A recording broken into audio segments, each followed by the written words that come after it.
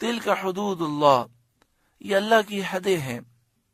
حد کہتے ہیں باؤنڈری کو، جب باؤنڈری لگا دی جاتی ہے تو کہا جاتا ہے اس سے آگے مت بڑھنا۔ تلک حدود اللہ، یہ اللہ کی حدیں ہیں، یہ شریعت کی حدیں ہیں، اسی کے اندر رہو۔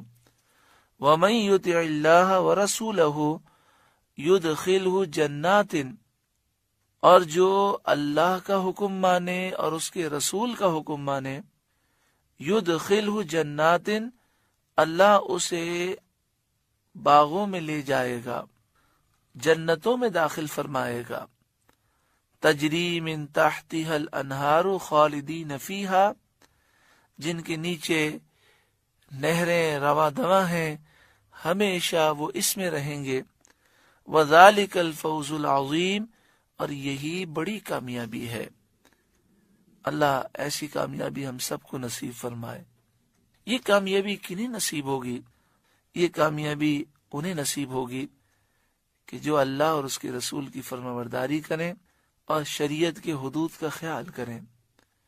وَمَن يَعْصِ اللَّهَ وَرَسُولَهُ، اور جو اللہ اور اس کے رسول کی نافرمانی کرے، وَيَتَعَدَّ حُدُودَهُ، اور اس کی تمام حدوں سے بڑھ جائے، يُدْخِلْهُ نَارًا، اللہ اسے آگ میں داخل کرے گا، خالداً فیہا، جس میں وہ ہمیشہ رہے گا، وَلَهُ عَذَابٌ مُّہِینٌ، اور اس کے لیے ذلت کا عذاب ہے۔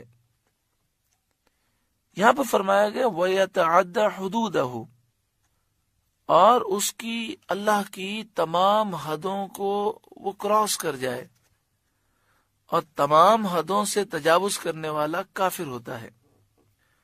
اس لیے کہ مومن کیسا بھی گناہگار ہو، ایمان کی حد سے تو نہ گزرے گا۔ تو یہاں فرمایا گیا کہ جو نافرمانی کرتے کرتے ساری حدوں کو کراس کر جائے اور ایمان سے بھی دور ہو جائے، وہ ہمیشہ جہنم میں رہے گا، اللہ اسے جہنم میں داخل فرمائے گا، اور ایسا شخص ہمیشہ جہنم میں رہے گا۔ دیکھیں، ایک بات ہمیشہ انسان کو سوچنی چاہیے کہ انسان نافرمانی کرتے کرتے کرتے بس اوقات ایسا ہوتا ہے، پہلے چھوٹے گناہ کرتا ہے، پھر بڑے گناہوں میں مبتلا ہوتا ہے، کبھی کبھی وہ بڑے گناہ کرتا ہے، پھر بڑے گناہوں کا عادی ہو جاتا ہے۔ جب پہلی دفعہ کوئی گناہ کرتا ہے تو اسے بڑی جھجک ہوتی ہے، پھر کر کر کے وہ ان گناہوں کا عادی ہو جاتا ہے، پھر گناہ کو گناہ نہیں سمجھتا، اور بسا اوقات گناہوں کی نحوستیں ایسی آتی ہیں کہ انسان کا ایمان بھی برباد ہو جاتا ہے، مسلمان ایمان سے بھی دور ہو جاتا ہے۔ اس لیے ڈرنا چاہیے، اور جب بھی گناہ ہو جائے فوراً توبہ کریں۔ کامیاب وہی ہے جو اللہ اور اس کے رسول کی فرمانبرداری کرے۔ اللہ تعالی عمل کی توفیق عطا فرمائے۔ سورۃ النساء کا دوسرا رکوع مکمل ہوا۔ اس رکوع میں وراثت کے متعلق ارشاد فرمایا گیا۔ قرآن مجید فرقان حمید میں کئی مقام پر نماز کا ذکر ہے، لیکن نماز کی جو تفصیل ہے کہ رکوع کیسے کرنا ہے، سجدہ کیسے کرنا ہے، ہاتھ کیسے باندھنا ہے، یہ ساری تفصیلیں احادیث طیبہ میں ہیں۔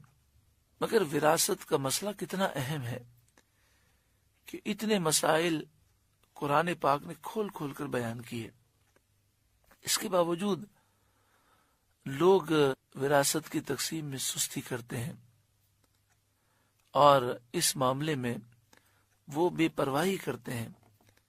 ایسا ہرگز نہیں کرنا چاہیے۔ اس رکوع کو ہم نے سماعت کیا، ابھی عرض کیا گیا تھا کہ اس میں ایسی تفصیلیں موجود ہیں، جو کچھ ذکر کیا گیا اس میں بھی بعض مسائل ایسے ہوں گے جو سمجھ میں نہیں آئے ہوں گے، باقی اس میں اتنی تفصیل ہے کہ جو عام آدمی سمجھ ہی نہیں سکتا۔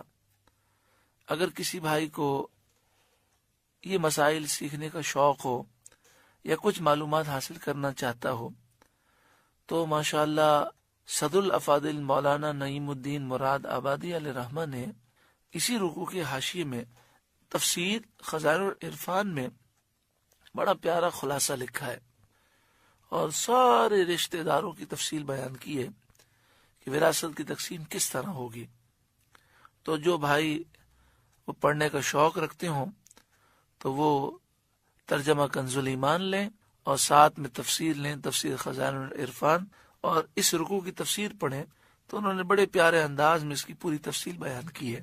پھر بھی بہت ساری باتیں سمجھ میں نہیں آئیں گی، تو آپ کو یہ مسئلہ یاد رکھنا ہے کہ جب بھی کسی کا انتقال ہو تو انتقال کے بعد جیسے ہی 3 دن گزر جائیں وراثت کی تقسیم کا نظام کرنا چاہیے، اور اس کے لیے کسی سنی صحیح العقیدہ مفتی سے رجوع کریں، دارالافتاء سے رجوع کریں، اور انہیں لکھ کر دیں کہ اتنی جائیداد ہے، اتنے ورثاء ہیں، بتائیے کس وارث کو کتنا حصہ دینا ہے۔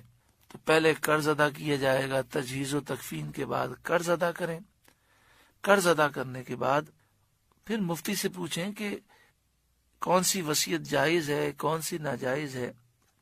بعض اوقات لوگوں کو معلوم نہیں ہوتا، وہ ناجائز وصیت کر کے چلے جاتے ہیں، تو ہر وصیت پر عمل نہیں ہوتا۔ تو جو وصیتیں ہیں وہ سوال میں لکھیں اور مفتی صاحب سے پوچھیں کہ کیا اس وصیت پر عمل کرنا جائز ہے، پھر کتنے مال پر عمل کیا جائے گا، کس طرح عمل کیا جائے گا، پھر وراثت کی تقسیم کس طرح ہوگی۔ یہ بڑا اہم مسئلہ ہے، اور اس میں اگر کوتاہی کی گئی تو یہ بہت بڑا گناہ ہو جائے گا، اور ہماری غلطی سے ایک لقمہ بھی ہمارے پیٹ میں یا ہمارے بچوں کے پیٹ میں گیا تو وہ جہنم کی آگ اپنے پیٹ میں بھرنا ہے۔ یہ ہماری دنیا بھی تباہ کرے گا، آخرت بھی تباہ کرے گا۔ ڈرنا چاہیے، دین کی سمجھ حاصل کرنا چاہیے۔